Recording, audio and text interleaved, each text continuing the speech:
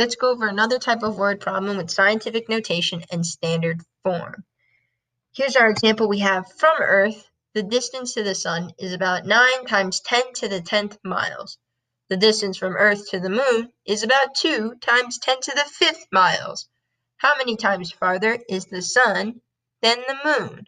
Write your answer in standard notation.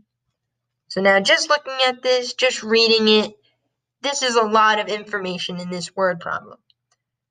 All right, and it can be a little bit overwhelming, but remember, pick out the most important information. That way you can focus on just the math, which you already know how to do.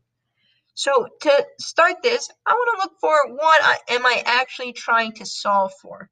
And that's usually going to be in the form of a question, which is easy to find because we're looking for a question mark. And that statement, how many times farther is the sun than the moon, has a question mark. That's our question. And I also went and I highlighted in standard notation because that's how I'm going to have to write my final answer. But my question, how many times farther is the sun than the moon, tells me what am I actually looking for.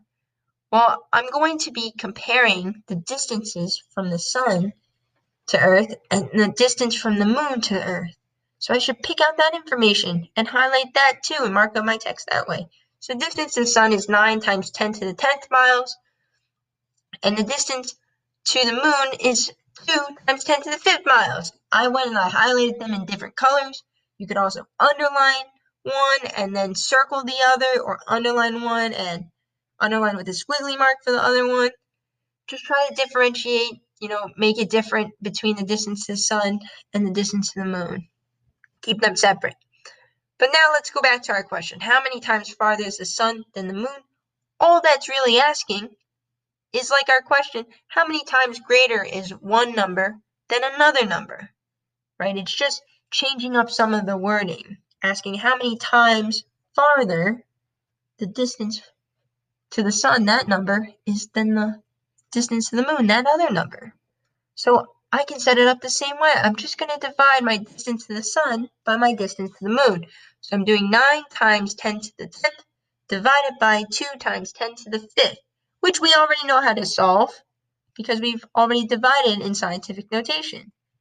And to divide this, again, I'm going to take my 9 divided by 2 to get 4.5, bring down my multiplication sign, and I divide my bases of 10. Since they're the same base, I just subtract my 10 and my 5 because it's quotient rule for exponents, subtracting the exponents there.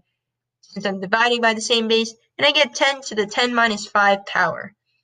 Then I can write this a little bit more simplified. In scientific notation, I get 4.5 times 10 to the 5th power. From here, remember how the last part of my word problem said, write my answer in standard notation. That's why I highlighted it, so I can remember to come back to it later. So I just rewrite this in standard notation or standard form. Remember, I'm just writing out my number. I'm moving my decimal to the right 5 times, and I get 450,000. That's going to be my answer. But remember, the context of this number, 450,000, that's how many times farther the sun distance is than the moon. And that's how we can approach word problems with scientific notation in standard form.